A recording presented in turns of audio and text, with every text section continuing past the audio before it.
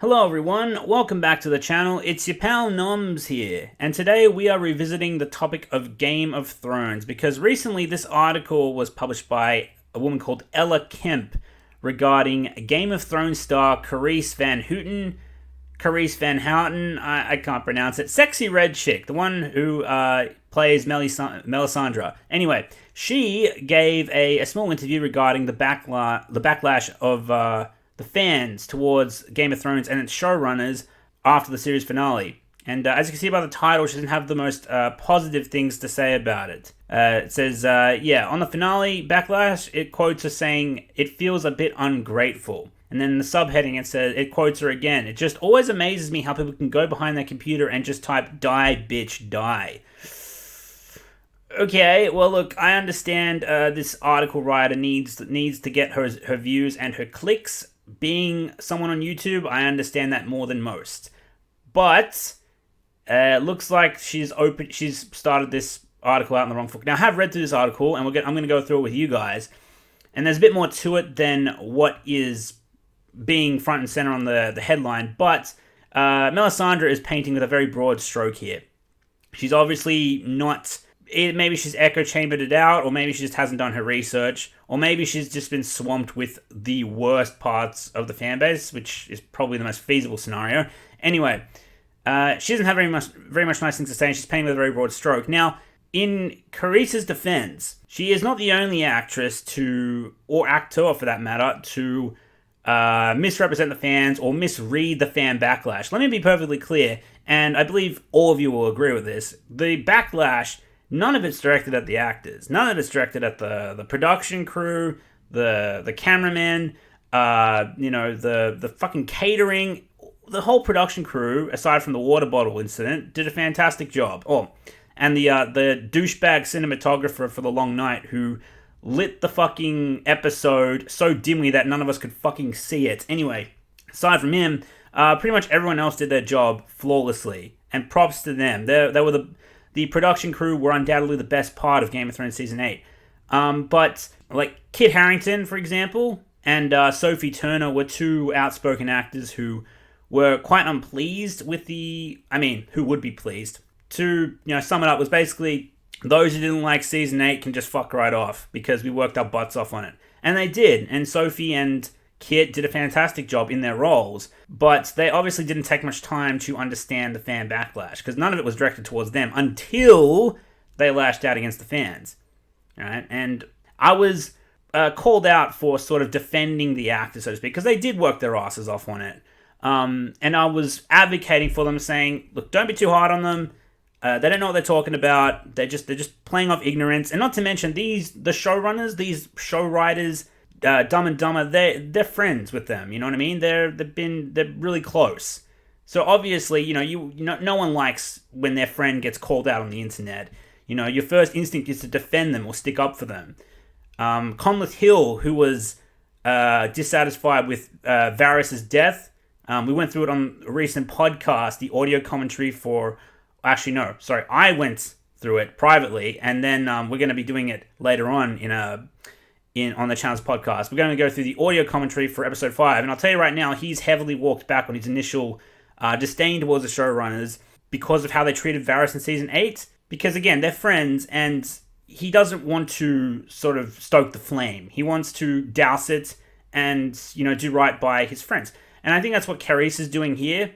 Anyway, let's get into this. Van Houten, who played Red Priestess Melisandre, shared disappointment at the way fans responded to the divisive end to the show last year. The fact that some people were so disappointed is because everything before that was so good, Van Houten began in an interview with Insider. So it feels a bit ungrateful. You've had such great times, and then, you're going to be disappointed because it's not going to go exactly how you've anticipated, she continued. Of course, you're going to have all sorts of criticisms, and I thought that was a sign of just how good the show was. Van Houten also commented on the petition that was levied at the Game of Thrones writers, demanding a new final season. That makes sense, she goes on to say, which surprises me. And yes, Carice, we have all sorts of criticisms, but that's not a representation of how good the show was. It's a representation of how much the fans cared about the show. We criticize because we care. If we didn't care, we wouldn't have dick to say. We would just watch brain in hand and not give a fuck about the terrible writing. But, again, you're painting with a very broad stroke. It says you feel it feels a bit ungrateful by the fan base. Look, all of us are grateful, again, for the cast and crew. You guys fucking knocked it out of the park. And you're the reason we can actually watch Season 8 and bear it. Because if everything else sucked, as well as the writing, why would we watch it? I mean, it's still hard to go back and watch Season 8, even for me. Even when I make my videos and I get my footage and everything, it's tough. I can go back and watch earlier seasons, or at least clips from them. I'll never watch the season from start to finish ever again. But I can still go watch clips and I can still gain the, that small measure of pleasure that I used to get from the show. I can get that nostalgia. I can get in touch with those memories I had, where Game of Thrones was like a bonding phenomenon that we could use to connect with other human beings around the world and at university, in our jobs, at school, in our daily lives, you name it. But yeah, the criticism isn't malicious just for the sake of being malicious. And it certainly isn't, Dumb and Dumber were such great writers. That's why they have so much to criticize. Like, that doesn't make any sense. We criticize because we gave a shit about the show, and we're pissed off because it's very fucking clear that everyone else may have cared. The staff obviously cared. The production crew obviously cared. The fucking costume and production designers obviously cared. The actors, you yourself, obviously cared. The fucking showrunners and the writers didn't. Simple as that. She goes on to say, that's beyond fandom. That's extremism. That's scary, Van Houten said. Knowing the writers and knowing how fucking great they are, they don't deserve that. On the show's vocal fans, the Game of Thrones actress continued, people sometimes take it too far and get too personal, but I can't take that seriously. I just thought it's people being really emotional about this show, but it always just amazes me how people can go behind their computer and just type, die, bitch, die. I'm fascinated by that human psyche. You and me both, Carice. I'm ever fascinated about the changing culture of the internet and what fans of various different franchises have to say, namely the Star Wars franchise and the Halo franchise, to be perfectly honest. Those are two of my favorite fan bases to sort of dissect and delve deep into, get people's different takes. But again, I'm glad that she's recognized it as extremism. I just find it a little disingenuous that she would sort of use that as the punchline for her interview. Like, why would you only talk about that? Why would you not talk about the legitimate things fans have to say? Like, no one should go behind their computer and type that. That's horrible. But that is a small minority of people, understand. Like, it's just frustrating because, again, you can tell she's hurt by the extremist fan backlash, and at least she acknowledges that. But she defends her, and I understand defending the people your friends, the showrunners, the ones who gave you this opportunity and this platform. I get it, but you're being disingenuous of being dishonest about the true reality of Season 8. All right, because those two deserve every fucking thing they get. Let's make that very clear. The cast and crew certainly don't. They deserve nothing but praise. And it's very clear, I'm glad you did it. You distinguished that this is an extremist group.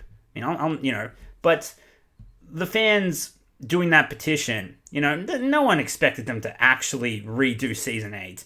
It was just to make a point of how dissatisfied people were. People were willing to, I didn't even sign the petition. 1.8 million people did. I just don't sign change.org petitions. It's just not something I do. But if it was something I did, you could probably put me at the top of the list. So just because I didn't sign the petition, imagine how many other people just were in agreement, but just didn't want to sign the petition just because it wasn't really their thing to do. Like, hundreds of thousands, probably twice as many people, if maybe 10 times as many people, who knows, were in agreement that just simply didn't sign the petition. That says something. Breaking Bad didn't get this petition. And it's not about us not getting exactly what we want. It's about a betrayal of the very show that was set up by these very same showrunners. A betrayal of the characters, nonsensical writing, cheap filmmaking tactics to facilitate the shitty writing, like baiting Bran out into the gods would being surrounded by White Walkers and about to be stabbed. Nothing can possibly save him. Nothing. Oh my god, he's gonna die. And in the early days of Game of Thrones, he would have. But then we get this, we're baited to think nothing's, he's done for. And then the writers pull Arya out of thin air, literally out of thin air. And it's like, sayonara, Night King, sayonara, White Walkers, 10 years of build-up, out by Deus Ex Machina. And Arya Stark, who has absolutely no time with the White Walker storyline whatsoever, kills said bad guy, ends said threat, just for the sake of surprising the audience. That's what we have a problem with. And that's just the tip of the iceberg. Don't even get me started on episode 5. Or season 5, for that matter. But that's why we're pissed off. And it's unfortunate you're getting hit with extremist fucktards on the internet. That's not cool. But that's not a true representation of the fans. Not even close. Despite this, plenty of people are still interested to watch Game of Thrones, despite Season 8. People are still watching the clips on YouTube. People are still excited for the Game of Thrones books. It hasn't alienated very many people, and people are still passionate. But it's not about that they just didn't get what they wanted. The fans were, not to get too corny here, but the fans were betrayed. The show was betrayed. Hell, George R. R. Martin, I'd even go as far as to say was betrayed.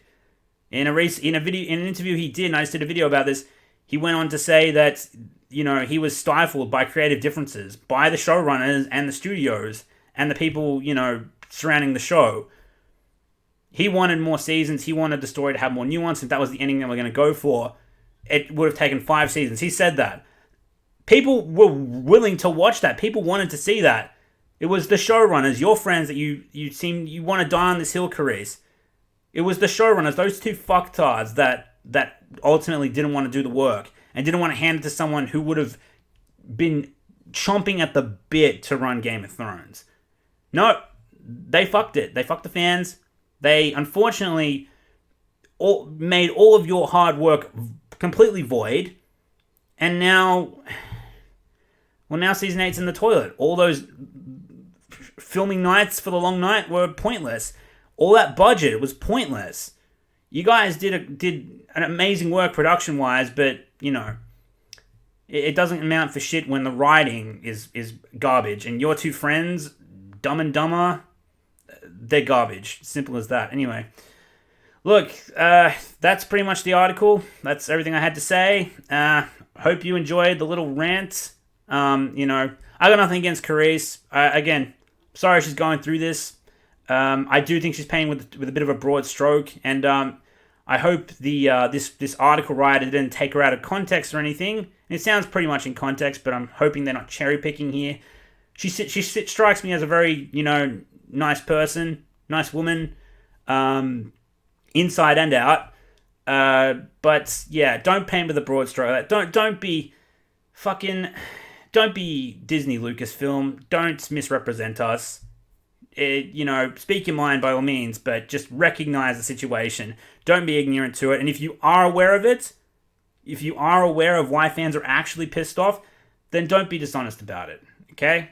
Anyway, that's all I have to say. Thanks for staying to the end of the video. I appreciate it. Thank you to my YouTube members for all your support. Thank you to the Star Killers, the Captain Prices, the Master Chiefs. You guys are phenomenal, and I appreciate your support. Thank you to the patrons of the channel for all your support as well. All your contributions, guys, means a great deal to me, and it really helps the channel, so I appreciate it. Both links for Patreon and YouTube members are in the description if you'd like to check it out and contribute to the channel, even if it's just $1 per month. All is welcome, and I appreciate it. Thank you. Check out the channel's Discord server where we talk Game of Thrones a lot, as well as Lord of the Rings, Marvel, Star Wars, you name it. It's all in the Discord. Check it out. It's a nice little community we've built there, and who knows, maybe you'll make some friends along the way. Yeah, that's pretty much all I have to say. More videos are coming. Talk to you next time, guys. Cheers.